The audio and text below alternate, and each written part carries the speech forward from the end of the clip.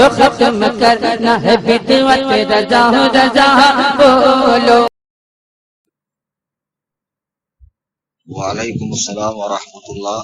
محمد سلطان حنفی رضوی مہاراشٹر بلڈانا سے، انہوں نے پوچھا کہ نبی کریم صلی اللہ علیہ وسلم نے 11 نکاح کیے تھے، حضور سبھی اہلیہ ایک ساتھ نکاح میں تھیں یا انتقال ہونے کے بعد کیے تھے؟ حضور جواب عنایت فرمائیں۔ دیکھیے ایسا ہے کہ نبی کریم صلی اللہ علیہ وسلم نے پہلا جو نکاح ہے وہ سیدتنا خدیجۃ الکبریٰ جو مکۃ المکرمہ کی رئیسہ تھی اور ایک دولت مند خاتون تھی اور بیوہ تھی، اور انہی کی جانب سے جناب رسول کریم صلی اللہ علیہ وسلم کو پیغام نکاح آیا تھا۔ آپ نے پہلا نکاح ان سے فرمایا جب حضور علیہ السلام کی عمر شریف 25 تھی اور ان کی 40 تھی، جیسا کہ سیرت کی تمام کتابوں میں یہ بات لکھی ہوئی ہے۔ پھر اس کے بعد آپ نے مختلف اوقات میں 10 ان بیویوں سے نکاح فرمائے جو پہلے سے بیوہ تھیں، یعنی کسی نہ کسی کے عقد میں تھی۔ تو ایسا بھی ہوا ہے کہ حضور علیہ السلام کی ایک زوجہ مبارکہ تھی اور پھر آپ نے دوسری سے نکاح فرمایا۔ حضور علیہ السلام کی حیات مبارکہ میں 2 ازواج پاک جو ہے دنیا سے جا چکی تھی، اور جب حضور علیہ السلام نے پردہ فرمایا تو 9 ازواج حضور کی حیات تھی۔ تو حضور نے ایک بیوی کی موجودگی میں دوسرا، تیسرا، چوتھا بھی نکاح فرمایا، اور آخر جو نکاح فرمایا ہے وہ سیدتنا ام المؤمنین عائشہ صدیقہ رضی اللہ تعالیٰ عنہا سے فرمایا، اور تنہا یہ وہ خاتون ہے کہ جو کنوارے پن کی حالت میں سرکار کے نکاح میں آئی، ورنہ دیگر ازواج جو ہے وہ حالت بیوگی میں حضور علیہ السلام کے نکاح میں آئی تھی۔ وعلیکم السلام۔ محمد اویس رضوی بنارس، یہ بھائی پوچھتے ہیں کہ ایک وہابی کہتا ہے کہ تم لوگ حضور کی گستاخی کرتے ہو، نالین پاک کا نشان بنا کر اس میں حضور کا نام لکھتے ہو۔ میں اس کو کیا جواب دوں؟ یہ تو عجیب بات ہو گئی کہ الٹا چور کوتوال کو ڈانٹے، کہ جن کے بزرگوں کی کتابیں بھری پڑی ہوئی ہے جناب رسول کریم صلی اللہ علیہ وسلم کی بارگاہ میں بدترین گستاخیوں سے، وہ سچے عاشقان رسول کو گستاخی کا تانا دیتا ہے، ایسے عاشقان رسول کے جو حضور کی جوتی مبارک کے نقشے کا بھی ادب کرتے ہیں۔ اصل جوتی مبارک تو جہاں ہوں گی بہرحال ہوں گی، کسی نہ کسی میوزیم میں، کہیں ترکی وغیرہ میں، لیکن جو اس سے مشابہت رکھنے والے نقشے ہے اس کا بھی ہم لوگ احترام کرتے ہیں۔ اب رہا اس میں حضور کا نام لکھنا یا بسم اللہ الرحمن الرحیم لکھنا یا دوسری چیزیں اللہ سبحانہ و تعالیٰ کا نام لکھنا، تو چونکہ جوتیاں چمڑے کی بنی ہوئی ہوتی ہے اور چمڑے پہ اس زمانے میں قرآن کریم لکھا جاتا تھا، اس وہابی سے پوچھو کیا چمڑے پہ قرآن نہیں لکھا گیا ہے؟ لکھا گیا، اسی چمڑے سے جوتیاں بنتی تھی۔ اب کوئی کہے کہ بھیا آپ نے چمڑے پہ قرآن کیوں لکھا، چمڑے پہ جوتیاں بنتی تھی، جب وہ گستاخی نہیں ہے تو یہ کیسے گستاخی ہے؟ تو اس میں کوئی گستاخی والی بات نہیں ہے، چونکہ اس کی مشابہت ہے نالین پاک سے، اصل نالین نہیں ہے، ٹھیک ہے؟ تو اس میں حضور پاک علیہ السلام کا نام لکھا جاتا ہے اس اعتبار سے کہ یہ سرکار دو عالم صلی اللہ علیہ وسلم کی نالین پاک ہے۔ اور خود جو رات و دن گستاخیوں میں غلطاں ہیں، رات و دن گستاخیوں سے بھرے پڑے ہوئے، وہ اہل سنت و جماعت کو گستاخی کا تانا دیتے ہیں، یا تو پھر اس سے کہیے کہ اس عمل کو قرآن و سنت کی روشنی میں، فقہائے احناف کی روشنی میں غلط ثابت کرے۔ وعلیکم السلام۔ شاہ نواز صاحب نے کلکتہ سے پوچھا ہے، اور میں نے بار بار کہا ہے کہ اختلافی سوال، وارثی سلسلہ، مداری سلسلہ، دعوت اسلامی، سنی دعوت اسلامی، ویڈیوگرافی، چین کی گھڑی، مائک کی نماز، یہ جو اختلافی مسائل ہے یہ رمضان کریم میں نہ پوچھے جائیں، ٹھیک ہے؟ بہت زیادہ وواد ہو چکا ہے، بہت زیادہ سر پھٹول ہو چکا ہے، مساجدیں جنگ کا اکھاڑا بنی ہوئی ہے۔ ایک طرف اللہ و رسول کے بدترین دشمن وہابی دیوبندی اہل سنت و جماعت کو راتوں دن توڑنے کی کوشش میں لگے ہوئے، اور چند مسائل کو لے کر آپ لوگ بیٹھے ہوئے ہیں، جبکہ ان سارے مسائل پر بحثیں ہو چکی، اس پر بزرگان دین کے بیانات آ چکے ہیں، مناظرے ہو چکے ہیں۔ حضور تاج الشریعہ کا بیان ہے، آئندہ اس قسم کے اختلافی سوال نہ پوچھے ورنہ آپ گروپ سے تشریف لے جائیں۔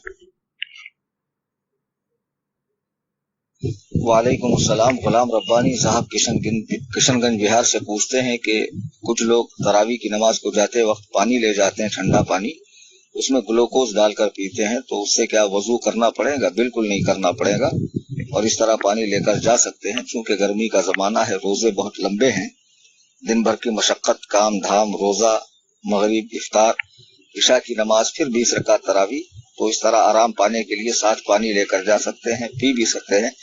अलबत्ता जब मस्जिद में जाएं तो एहतिकाफ की नियत कर लिया करें। नवैतु सुन्नतल एहतिकाफ। वालेकुम अस्सलाम। मोहम्मद कौसैन भाई ने दुबई से पूछा, हुजूर जिसने सारी जिंदगी नमाज पढ़ी अगर माँ का नाफरमान हुआ तो उलमा फरमाते हैं जहन्नुम में जाएगा, तो नमाजे आदि उसका क्या होगा? नमाजे आदि क्या होगा? मैं समझा नहीं, मेरी समझ में आया नहीं, आप लिख नहीं पाए। तो जहां तक मैं समझा वही यही कि नमाजी भी था और माँ का नाफरमान भी था, तो माँ की नाफरमानी के बदौलत तो जो सजा मुकर्रर है जहन्नम की कि इतने इतने साल रहना है, तो जरूर जहन्नम में जाएगा। जहन्नम में जाने के बाद क्योंकि हर मुसलमान को एक ना एक दिन जन्नत है, खा वो पूरी जिंदगी नमाज ना पढ़े, माँ बाप की नाफरमानियां करे, शराब पिए, जुआ खेले, माज़अल्लाह 100,000 बार माज़अल्लाह, सूद खाए, जिना करे, तमाम हराम कारियों में मुलव्विस रहे, लेकिन कलिमा तय्यबा का जो फायदा है, यानी मुसलमान होने का फायदा, अगर वो मुसलमान मरा तो अपने शामत अमाल की बुनियाद पर, अपनी शामत अमाल की बुनियाद पे जहन्नम में जाएगा, सजा भुगतेगा। सजा पूरी होने के बाद वो जब भी हो, करोड़ों साल बाद, अरबों साल बाद, खरबों साल बाद जन्नत में जाएगा। लेकिन सोचिए इतने साल जहन्नम में जलना, ये कोई मामूली बात है? दुनिया का गरम गरम कोयला आप आग का हाथ में नहीं ले सकते, जहन्नम की आग तो इससे कई हजार गुना तेज है। अल्लाह ताला हम सब की हिफाजत फरमाए। ऐसे नमाजी शख्स को चाहिए कि माँ की ताबेदारी करे, फरमा बरदारी करे, उनकी नाफरमानी ना करे।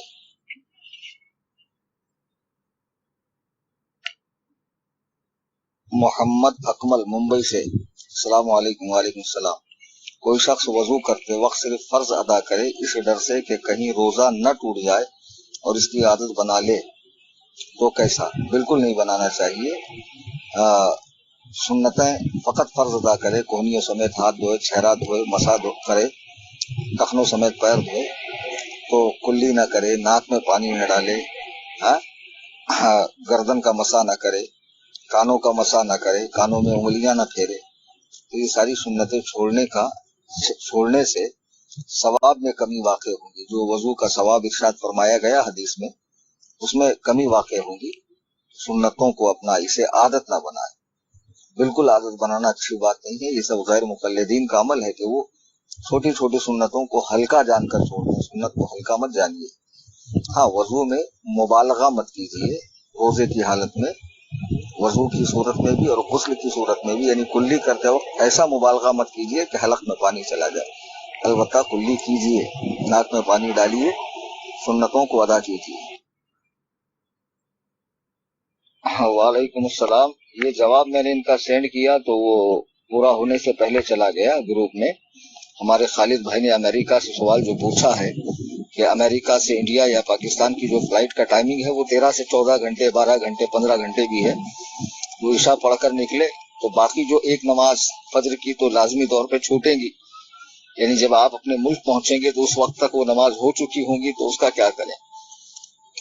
तो देखिए, आप बावजू फ्लाइट में बैठ जाइए, और अगर आपका वजू खारिज भी हो गया तो चूंकि बहुत अनकंफर्ट वहां पर वॉशरूम होता है, टॉयलेट होता है, वेस्टर्न बना हुआ होता है, तो बहरहाल वॉश बेसन होता है, उसके अंदर आप किसी तरह वजू कर लें और फिर सीट पर आकर इशारे से पढ़ लें।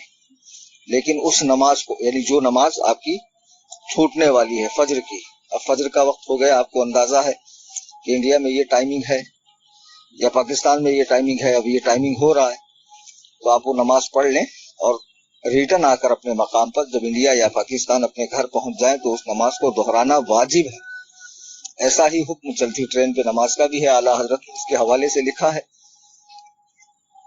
कि फर्ज नमाज या सुन्नत मुअक्किदा जो चलती ट्रेन में पढ़ी जाती है वो सिर्फ अदा के लिए पढ़ी जाती है, यानी वक्त के अंदर आपने पढ़ लिया, फिर उसे ठहरने के बाद, उतरने के बाद अपने मकाम पर आकर दोबारा पढ़ लें, तो वो कज़ा नहीं कहलाएंगी, नमाज अदा ही कहलाएंगी।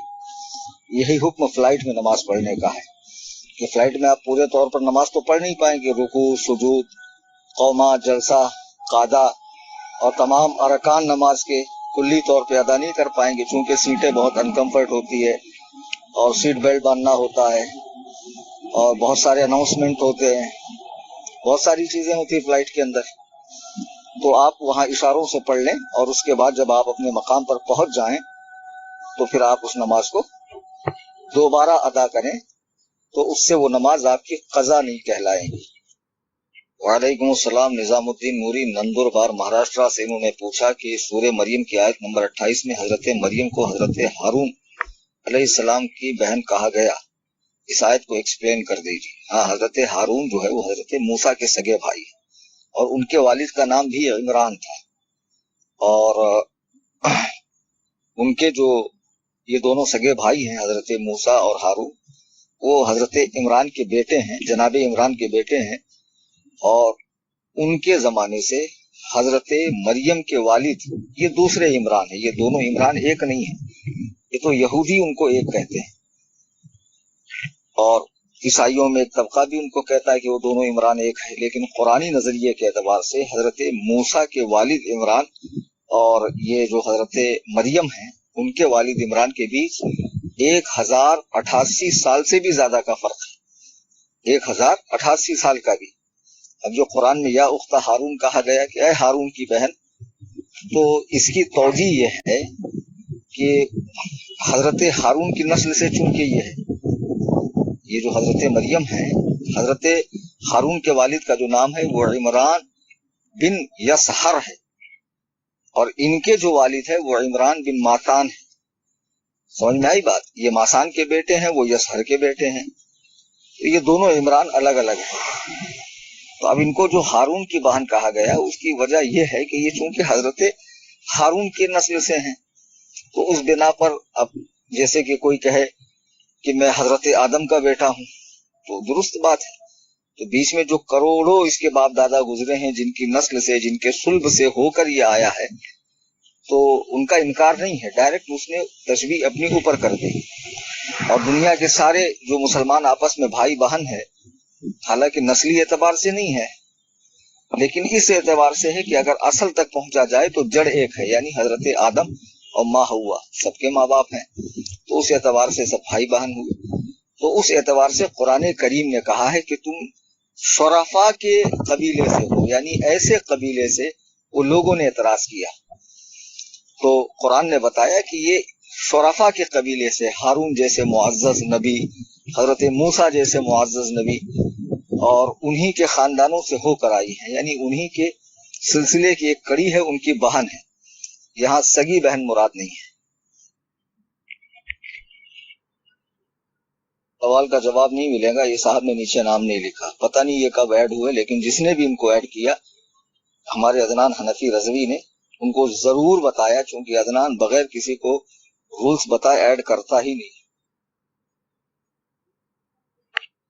वालेकुम अस्सलाम। मोहम्मद आमिर रजा, हैदराबाद टोली चौकी। इनका सवाल है कि देवबंदी कहता है अल्लाह झूठ बोल सकता है, दलील ये कि अल्लाह हर चीज पर कादिर है, अल्लाह हर मुमकिन चीज पर कादिर है। समझ में आई बात? ये अकीदा होना चाहिए। झूठ आयब है और अल्लाह ताला आयब से पाक है। झूठ आयब है या नहीं? कोई आलिम झूठा हो तो उसे मनसब इमामत पे रखेंगे आप? हाँ, कोई पीर साहब झूठे हों तो आप उनसे मुरीद होंगे? देवबंदी से पूछो। तो तुम तो झूठे को इमाम बनाना ना पसंद करो, तुमने झूठे को खुदा बना लिया माज़अल्लाह। इसकी पूरी तफसील जो है ना, दलाइल के साथ में इसका रद्द हुजूर आला हजरत की किताब सुबहान सुब्बूह आला हजरत.net से डाउनलोड करें। इंग्लिश में भी है, उर्दू में भी है, हिंदी में भी है और गालिबन रोमन में भी है। उसको पढ़िए। दलाइल के अंबार लगा दिया आला हजरत ने इस मसाले पर। सलाम। मोहम्मद रफी रजा खान हैदराबाद से उन्होंने पूछा दफ का क्या हुक्म है? दफ में बजने वाली नाच सुन सकते हैं? दफ तो जायज है खुशी वगैरह के मौके पर बजाना। अब अगर उसमें झांझर ना हो, साइड में जो होते हैं घुंघरू वो ना हो तो बिल्कुल जायज है, उस पर कोई नात पड़ी जाए तो वो सुन सकते हैं। हाँ, वालेकुम अस्सलाम। मोहम्मद इमरान निजामाबाद से साहब पूछते हैं नफल नमाज जमात से पढ़ सकते हैं क्या, रमजान हो या गैर रमजान? नफल को जमात बाजमात नहीं पढ़ना चाहिए, منع فرمایا گیا ہے اعلان کے ساتھ میں، یعنی اگر اس کا اعلان ہو، تداعی ہو، جیسا کہ بہار شریعت میں بھی یہ مسئلہ جہاں نماز کا بیان ہے وہاں صدر الشریعہ رحمۃ اللہ علیہ نے فرمایا کہ تداعی کے ساتھ ممنوع ہے۔ ہاں کوئی اعلان کرے، لوگوں کو جمع کرے، پھر نفل کی نماز پڑھے، ہاں اگر بغیر اعلان کے لوگ جمع ہو جائیں اور پھر کوئی نفل کی جماعت کر لے تو نماز ہو جائے گی۔ وعلیکم السلام، محمد شاہ نواز کولکتہ۔ بھائی صاحب آپ کا سلام سے لے کر فرام تک 11 لائن جاری، 10 لائن میں لکھنے بار بار تاکید کر رہا ہوں میں، اور شاید آپ نے گروپ میں 1 سے 2 بار سوال کیا، اوپر بھی شاہ نواز نام سے سوال تھا، پتہ نہیں آپ تھے یا کون تھا۔ تو آپ نے جب ایم ڈی شاہ نواز لکھا تو پورا محمد لکھا کرو، اور شاہ نواز کے بعد کولکتہ آ جاتا تھا، اس کو انٹر مار کر نیچے لکھنے کی ضرورت نہیں تھی۔ آپ لوگ کو میں بار بار کہتا ہوں کہ مجھے سوال سلیکٹ کر کے جواب دینا پڑتا ہے، تو سلیکٹ کرنے کے بعد پوری اسکرین پہ شو نہیں ہوتا ہے۔ تو انہوں نے لکھا ہے کہ ایک شخص ہے جس کو دیوبندیوں کے عقیدے پتہ نہیں، کیا ایسا اسے مسلمان تسلیم کیا جائے گا؟ تو جو شخص دیوبندیوں کے کفر کو نہیں جانتا ہے، صرف ان کے ساتھ اٹھتا بیٹھتا ہے، وہ گمراہ ہے، کافر نہیں ہے، اس کو سمجھایا جائے گا۔ اب لکھا اور اسی جگہ کوئی دیوبندی امام ہو مگر اس میں منہ سے گستاخی نہیں سنی، تو کیا اس کے پیچھے نماز پڑھیں گے؟ نہیں پڑھیں گے، اس لیے کہ جب عالم ہے تو ظاہر سی بات ہے اپنے اکابرین کی کتابیں اس نے پڑھی ہے، اور پھر علماء اہل سنت بار بار رد کرتے ہیں۔ تو کیوں رد کرتے ہیں بھائی؟ کیوں بریلوی الگ ہے، دیوبندی الگ ہے؟ یہ جاننا اس کا فرض نہیں ہے؟ ایک شخص جب حجام کی دکان کھولتا ہے تو پہلے وہ بھی پورا طریقہ سیکھ لیتا ہے، پورا کورس کر لیتا ہے، اس کے بعد وہ دکان کھولتا ہے۔ اسی چپل سینے والا پورا کورس کرنے کے بعد چپل سیتا ہے۔ یہ امام صاحب بن گئے، ان کو یہی نہیں پتا کہ امام کا عقیدہ درست ہونا چاہیے، امام کی قرأت درست ہونی چاہیے، مسائل درست ہونے چاہیے۔ تو کسی بھی دیوبندی امام کے منہ سے اگر گستاخی نہ نکلی ہو تب بھی وہ اس لیے کافر ہے کہ وہ اپنے اکابرین کی کفر پر راضی ہے۔ اور جہاں عوام کی بات ہے تو عوام کے لیے رخصت یہ ہے کہ چونکہ وہ جاہل ہے، جانتے نہیں ہیں، وہاں بھی دیوبندیوں کے پیچھے لگے ہوئے، انہیں بتایا جائے، سمجھایا جائے، دکھایا جائے، قرآن و حدیث سے اس کا رد سنایا جائے۔ اس پر بھی نہ مانے اور کہیں کہ نہیں صحیح ہے، اس کے بعد بھی میں ان کو صحیح مانتا ہوں، تب اس پر حکم کفر دیا جائے گا۔ وعلیکم السلام، یہ چائنا سے سیف صاحب نے پوچھا اگر کام کے گھنٹے اور کام کیا کرنا ہے یہ پہلے سے فکس نہ ہوا ہو تو سیلری حلال ہے؟ بھیا حلال ہے، جب اس نے فکس نہیں کی تو اس میں مزدور کی کیا غلطی ہے؟ اس کو فکس کر لینا چاہیے، بالکل حلال ہے، لے سکتا ہے، جائز ہے۔ وعلیکم السلام، محمد نثار حنفی نے پوچھا جوتے پہن کر ٹوائلٹ کے اندر گئے، پھر باہر آ کر جوتے پہنے ہوئے ہی موبائل میں قرآن پڑھ سکتے ہیں؟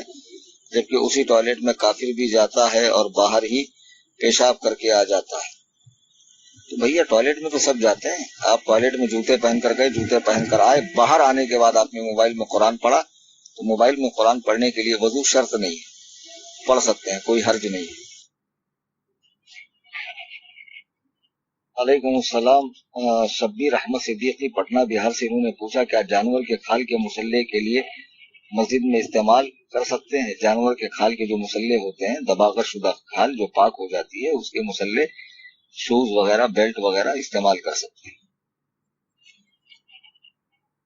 وعلیکم السلام، معصوم علی ممبئی سے پوچھتے ہیں 786 کا مطلب بسم اللہ الرحمن الرحیم کہا جاتا ہے، اگر صحیح ہے تو کیوں؟ وہ یوں کہ علم الاعداد یعنی حروف کو نمبر میں ڈھالنے کا علم، یہ بہت پرانا ہے، بہت پرانے زمانے سے ہے، یہودیوں میں بھی ہے، عیسائیوں میں بھی ہے، ہندوؤں میں بھی ہے، اور وہ اس لیے کہ ہر حرف کا ایک عدد مقرر ہے، جیسے ابجد، الف کا 1، بے کا 2، جیم کا 3، دال کا 4، اور اس طرح ہر حروف کا ایک عدد متعین ہے۔ تو بسم اللہ الرحمن الرحیم میں 19 حروف ہے، با کا 3 اور سین کا 60، میم کا 40، اس طرح ملانے سے ان کے 786 عدد بنتے ہیں۔ اب یہ عدد اس لیے بنائے جاتے ہیں کہ کسی کافر کو تعویذ دینا ہو تو بجائے قرآن کا لکھنے کے اس کے عدد لکھ دیے جاتے ہیں، اور اسی طرح کہیں گاڑیوں وغیرہ پہ لکھنا ہو، کہیں لکھنا ہو پمفلٹ وغیرہ پہ، تو پورا بسم اللہ لکھنے سے بے ادبی ہوتی، اس لیے لکھا جاتا ہے۔ یہ علم الاعداد ہے، یعنی حروف کو نمبر میں ڈھالنا اور ہر حرف کا ایک نمبر مقرر کرنا جو پہلے سے طے شدہ ہے، یہ جائز ہے، اس میں کوئی حرج نہیں۔ वालेकुम अस्सलाम व रहमतुल्लाह। मुअज्जम कादरी कोलकाता से पूछते हैं, घर के ज़ेवरात पे ज़कात कैसे निकाला जाए?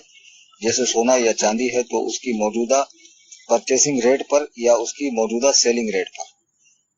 चांदी सोना जिस पर भी आप ज़कात निकाल रहे हैं तो हर साल क्योंकि रेट में कमी बेशी होती रहती है, हर दिन होती रहती है, तो जिस दिन आपको ज़कात निकालना सुनार के पास ले जाइए, जितना सोना है उसको बोलिए वजन करो। आप बोलो इसको कितने में खरीदोगे, तो जितने में वो खरीदेगा यानी आपके बेचने का रेट, सेलिंग रेट, तो उस रेट के एतबार से निकालें। जब आप परचेस करेंगे तो परचेसिंग का रेट हाई होगा। जैसे अभी बॉम्बे में 30K के आसपास है, 30,000 के आसपास। कोलकाता में थोड़ा ज्यादा कम हो सकता है, शहरों के हिसाब से रेट होते हैं। तो बहरहाल जो सेलिंग रेट है उस एतबार से आप ज़कात निकालें। वालेकुम अस्सलाम व रहमतुल्लाह। साहिल अजहरी इस्माइली फ्रॉम वेरावल गुजरात से पूछते हैं कि गुजरात में कई इलाके में कुछ सैयद हुजूर आला हजरत की शान में गुस्ताखी करते हैं, तो क्या उन लोगों की ताजीम करना वाजिब है? देखिए, जहां तक नसब की बात है तो नसब की ताजीम की जाएगी, शख्स की ताजीम नहीं की जाएगी, यानी उसके नसब को बुरा भला नहीं कहेंगे। आला हजरत अल्लाह के वली हैं, आलिम दीन है, उन्होंने जो कुछ बताया है वो अल्लाह और रसूल के इरशाद को बताया है। तो उनसे चिढ़ने की जो वजह है यही बिदातों से आला हजरत ने रोका है, ताजियादारी से, ढोल से, बाजे से, मर्द औरत के मिलाप से, मजार के सुजूद से, तवाफ से, और इसी तरह तमाम नाजायज चीजों से, सहाबा किराम की बेअदबी से। इस बिना पर वो लोग चिढ़ते हैं। तो ऐसे लोगों की ताजीम न की जाए, लेकिन उनके नसब पर तानो तशनी न की जाए, क्योंकि जब तक सैयद काफिर न हो उसका नसब बाकी रहता है। वालेकुम सलाम। सैयद इम्तियाज अली ने छत्तीसगढ़ से सवाल पूछा है कि बुखारी की हदीस है कि 1 रकात वित्र पढ़ें। देखिए, 1 रकात वित्र या 3 रकात वित्र, इस पर मेरी पूरी बाकायदा किताब, ये शॉर्ट क्लिप के अंदर मैं वो दलील, फिर उसका रद्द, फिर उस हदीस का ज़ुआफ, ये सब नहीं बता सकता। तो आप मेरी किताब अगर आप पढ़ लेंगे तो पूरी तफसील वहां है।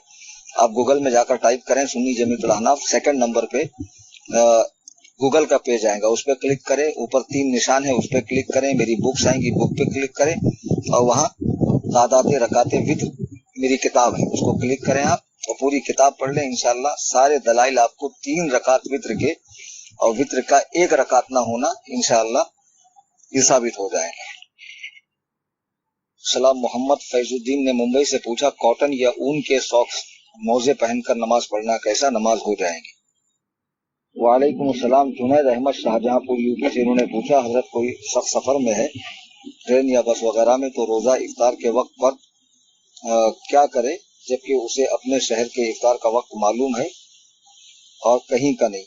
तो जब सफर में हो तो उसे जब आसमान तो नजर ही आता है, देख ले सूरज डूब गया, इफ्तार कर ले, गुरूब आफ्ताब पर रोजा खोलने का हुक्म। वालेकुम अस्सलाम। जोहिब शेख फ्रॉम मुंबई से साहब पूछते हैं, सवाल, एक शख्स सूरह यासीन पढ़ा सुबह मगरिब में, बलाओं से महफूज रहने के लिए, इंतकाल होने के बाद क्या शैतान उसका ईमान लूटेगा? देखिए, शैतान तो हर एक की कब्र में उसको वरगलाने के लिए आता है। अब सिर्फ सूरह यासीन ही पढ़ता रहा, नमाज नहीं पढ़ा, माँ बाप की नाफरमानी की, बच्चों के, बीवी के हुकूक अदा नहीं किए, मुसलमानों को सताया, चुगली की, गीबत की, बहुत सारे गुनाहों में मुब्तला रहा, तो जाहिर सी बात है कि ऐसे शख्स के लिए तो मुश्किल है। बहरहाल ये सारी चीजों की पाबंदी करते हुए अगर कोई सूरह यासीन की तिलावत करता रहे तो सूरह यासीन की बड़ी फजीलत है, उसे कुरान करीम का दिल कहा गया है। तो इंशाअल्लाह उसकी बरकत से शैतान उसके सवालों जवाब में डिस्टर्ब करने से बाज आएगा। अल्लाह ने चाहा तो वो शैतान के मकरू फरेब में नहीं आएगा और कब्र के सवालात के जवाब में कामयाब हो जाएगा। वालेकुम। शौकत अहमद फ्रॉम कश्मीर से इन्होंने सवाल पूछा, अगर किसी का कर्ज बाकी और उसकी शक्ल याद ना हो तो वो रकम मस्जिद को दे सकते हैं, सदका मस्जिद को दे सकते हैं क्या? बात एक ही है, 2 बार पूछने की क्या जरूरत है यार। तो बहरहाल जिससे कर्जा लिया बाद में उसकी शक्ल याद ना हो और उसके मिलने का कोई इम्कान ना हो कि अब उम्मीद नहीं है कि वो मिलेगा, तो वो रकम जो है फुकरा में सदका कर दे, मस्जिद में नहीं दे सकते। और जब वो शख्स मिल जाए और फिर पता चल जाए तहकीकात के बिना पर कि ये वही था, तो फिर वो रकम आपको उसको लौटानी भी पड़ेगी। वालेकुम अस्सलाम। सरफराज कुरैशी जीसा गुजरात से ये साहब पूछते हैं, लोन पर रखे सोने पर ये ज़कात निकालना पड़ेगा? रहनुमाई फरमाइए। जो सोना या चांदी वगैरह گروی رکھا جاتا ہے، رہن پہ رکھا جاتا ہے، تو جب وہ حاصل ہو جائے تو اس کی زکوٰۃ دینی پڑے گی، اور اگر پہلے دے دے تو بھی اچھی بات ہے، لیکن شریعت نے اس میں ایک چھوٹ یہ دی ہے کہ مثلا 5 سال گروی رہا تو جب 5 سال کے بعد وہ ملے تو 5 سال کی ایک ساتھ بھی دے سکتا ہے، اور چاہے تو ہر سال دے، یہ بہتر ہے۔ وعلیکم السلام، رضوان انصاری نے کولکتہ سے پوچھا ہے، آگے بی کے پی کیا لکھتے ہیں آپ؟ سمجھ میں نہیں آتا میرے، مت لکھا کیجیے، کولکتہ بڑا مشہور شہر ہے۔ بہرحال یہ صاحب لکھتے ہیں کہ زید نے پچھلے سال اپنے اوپر غسل کو فرض کر لیا اور روزہ توڑا، اسے پتہ نہیں تھا کہ روزے میں یہ کام نہیں کرنا چاہیے، تو قضا کرے گا؟ جی ہاں بالکل قضا کرے گا۔ اب یہ بتایا جائے کہ اس نے کس طرح غسل کو فرض کیا، روزہ معلوم ہوتے ہوئے اس نے بیوی کے ساتھ جمع کیا یا مشت زنی کی، اس کے الگ الگ احکام ہے۔ بعض صورتوں میں صرف قضا کرنا پڑے گا، بعض صورتوں میں ایک روزے کے بدلے 61 روزے رکھنے پڑیں گے۔ السلام ورحمۃ اللہ، ساجد نظامی مندسور مدھیہ پردیش سے صاحب نے سوال پوچھا، سوال ذرا چھوٹا لکھا کیجیے۔ انہوں نے پوچھا، حضور کی 2 بیٹیاں ابو لہب کے 2 بیٹوں کے نکاح میں تھی، ابھی ان کو خیال آتا ہے کہ حضور کی بیٹیاں کافروں کے نکاح میں تھی۔ بھیا پہلے سب کافر ہی تو تھے، رسول کریم صلی اللہ علیہ وسلم کے اعلان نبوت کے وقت جب حضرت آدم دنیا میں تشریف لائے، ماں باپ آدم اور ماں ہوا، تو ان کے جو بچے ہوئے، اب دنیا آگے بڑھنے کے لیے کیا کیا گیا؟ سگے بہن بھائیوں کا نکاح کیا گیا، سیدھی سی بات ہے، اس کے سوا کوئی آپشن نہیں تھا، کوئی چارہ نہیں تھا۔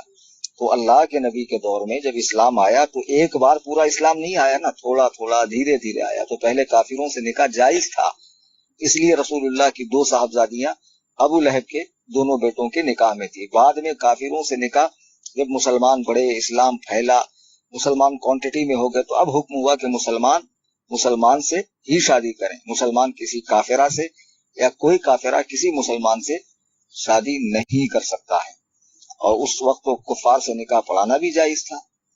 تو یہ ساری چیزیں دھیرے دھیرے حرام ہوئی، جیسے پہلے شراب پینا حرام تھا، بعد میں اللہ تعالیٰ نے نماز کی حد تک منع فرمایا، جب لوگ رک گئے تو پھر اللہ نے ہمیشہ کے لیے شراب کو حرام فرمایا، پھر بتوں کو حرام فرمایا، جوئے کو حرام فرمایا، زنا کو حرام فرمایا، سود کو حرام فرمایا، بہت ساری چیزوں کو دھیرے دھیرے دھیرے لوگوں میں بدلاؤ لایا گیا۔ ایک بار کی مار ٹھوک کر سچا پکا مسلمان آپ نہیں بنا سکتے۔ تو وہی معاملہ تھا کہ عرب کے لوگوں کی طبیعتوں میں کفر کوٹ کوٹ کے بھرا ہوا تھا، تو دھیرے دھیرے انہیں اسلام کی طرف لایا گیا۔ تو اس وقت تک کفار سے نکاح جائز تھا جب رسول اللہ کی دونوں صاحبزادیاں ابو لہب کے 2 بیٹوں کے نکاح میں تھی۔ جب اس خبیث نے لا کر چھوڑ دیا، اللہ کے رسول صلی اللہ علیہ وسلم کے قلب اقدس کو تکلیف ہوئی، اس کے بعد جو ہے نا کفار کے ساتھ شادی کی، بیاہ کی ممانعت وارد ہوئی، تب سے لے کے اب تک اور قیامت تک کفار سے اب نکاح حرام ہے۔ وعلیکم السلام، عبداللہ حنفی بالا سنور گجرات سے پوچھتے ہیں کہ ایک مقرر صاحب نے کہا کہ امام اعظم فرماتے ہیں کہ مجھے غیبت کرنے کی ضرورت پیش آئے تو میں اپنی والدہ کی کروں، تو بھیا یہ قول میں نے کہیں پڑھا نہیں امام اعظم ابو حنیفہ کا، ہو سکتا ہے یہ امام ابو حنیفہ کا قول ہو، کیونکہ اس میں ایک احتیاط کا پہلو یہ ہے کہ کوئی اپنی ماں کی غیبت تو کرتا نہیں ہے، یعنی میں غیبت کروں ہی نہیں، اگر ضرورت پیش آئے تو یہ گناہ میں کر لوں کہ اپنی والدہ کی غیبت کروں لیکن دوسروں کی نہ کروں، ہو سکتا ہے یہ قول ہو لیکن میرے پڑھنے میں نہیں آیا۔ دوسرا، ان مقرر صاحب نے کہا کہ امام اعظم ابو حنیفہ بن کر گئے اور امام اعظم بن کر لوٹے سرکار امام جعفر صادق کی بارگاہ میں، تو یہ خیر ایک الفاظ کی روانی ہے اور تقریر میں حسن پیدا کرنے کے لیے باتیں کہی جاتی ہے، یہ کوئی مطلب یہ بات نہیں ہے جو کتابوں میں لکھی ہو یا امام اعظم کی سیرت نگاروں میں سے کسی نے لکھا ہو یا امام اعظم نے ایسا فرمایا ہو کہ میں ابو حنیفہ تھا اور امام جعفر کی بارگاہ میں جا کر امام اعظم بن گیا، ٹھیک ہے نا۔ تو خیر امام جعفر کا مقام و مرتبہ بڑا ہے، وہ سید زادے ہیں، رسول اللہ کی اولاد ہیں، اور علوم ظاہری و باطنی کے اس دور میں امام تھے، اور بے شک امام اعظم نے ان کی بارگاہ میں 2 سال استفادہ کیا، ان سے روحانی علوم حاصل کیے، قلب کا، نفس کا، ذہن کا تزکیہ فرمایا اور ان سے بہت کچھ حاصل کیا ہے۔ تو خیر یہ کہنے میں کوئی حرج نہیں ہے کہ امام اعظم ان کی بارگاہ میں جانے سے پہلے ابو حنیفہ تھے اور بعد میں امام اعظم بن کر لوٹے، یعنی صرف امام ابو حنیفہ تھے، صرف نعمان بن ثابت تھے اور پھر امام اعظم ابو حنیفہ بن کر لوٹے، یہ کہنے میں مذائقہ نہیں ہے اور اس پر شرعاً کوئی हुक्म भी नहीं है। वालेकुम अस्सलाम व रहमतुल्लाह। सद्दाम हुसैन बाइसी पूर्णिया बिहार से, उन्होंने पूछा तरावी में दूसरी रकात में नहीं बैठकर तीसरी के लिए खड़ा हो गया तो क्या करे? हाँ, खड़ा हो गया तो बैठ जाए और फिर बाद में सजदा सहू कर ले, नमाज हो गई। वालेकुम अस्सलाम व रहमतुल्लाह। मोहम्मद इकबाल बड़ौदा गुजरात से, इन्होंने पूछा तरावी की नमाज के बारे में सवाल है कि इमाम साहब गर्मी की वजह से मस्जिद की छत पर यानी ऊपरी हिस्से पर नमाज पढ़ते हैं। देखिए, बिला जरूरत जो है ना मस्जिद की छत पे जाना मकरूह है, लेकिन गर्मी जो है वो वजह है। तो अब गर्मी की वजह से अगर ऊपर नमाज पढ़ ली मस्जिद के छत पर हो जाएगी, कोई मुजायका नहीं है। वल्लाहु ताला अअलमु बिस्सवाब। वालेकुम अस्सलाम। मोहम्मद तौसीफ अशरफ कुल्टी वेस्ट बंगाल से, इन्होंने सवाल पूछा कि हजरत मिसवाक के रेशे हलक में चले जाते हैं, क्या रोजा टूट जाएगा? मिसवाक के रेशे अगर हलक में गए तो रोजा टूट गया। मिसवाक करते वक्त बहुत एहतियात से काम लेना चाहिए और बेहतर है कि ऊपर ऊपर दांतों में फेर दे और कुल्ली अच्छी तरह कर ले कि हलक में न जा पाए। अगर हलक में चला गया तो रोजा टूट गया।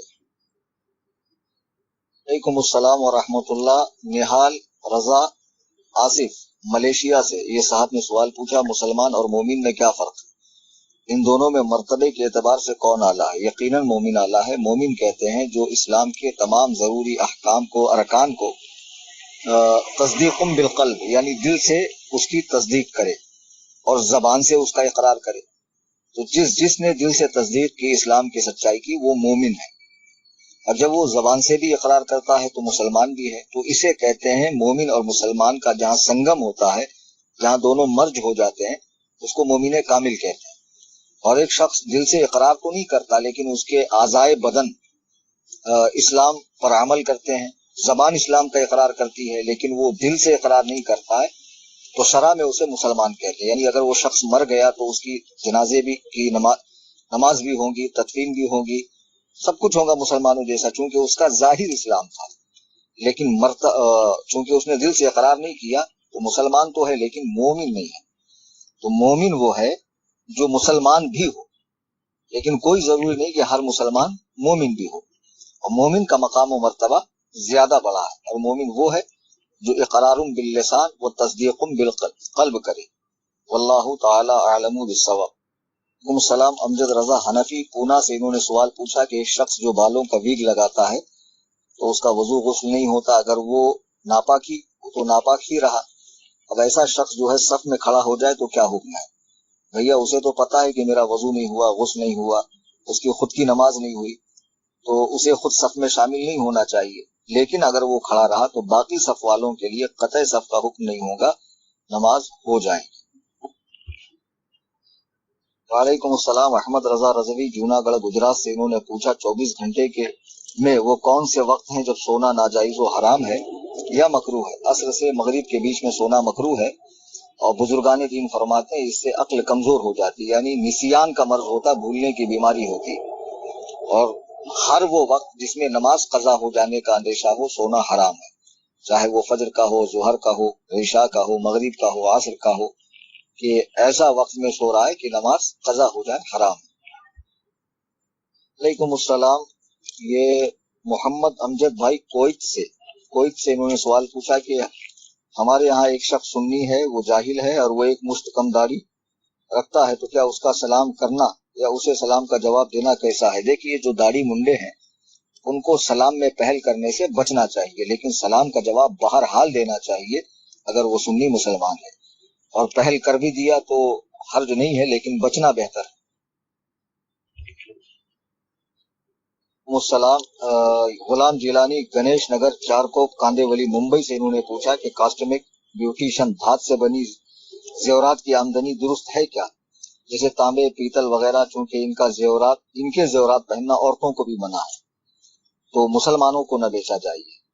और अगर मुसलमानों को बेचा तो उससे जो आमदनी हासिल हुई उसे किसी भी अच्छे काम में, जैसे हज में, ज़कात में, इसाले सवाब के लिए, सदक़े के लिए इस्तेमाल न करे, बल्कि उसे पूरा के पूरा सदका कर दे, बिला नियत सवाब सदका कर दे। और ऐसी चीजें मुसलमान औरतों को न बेची जाए।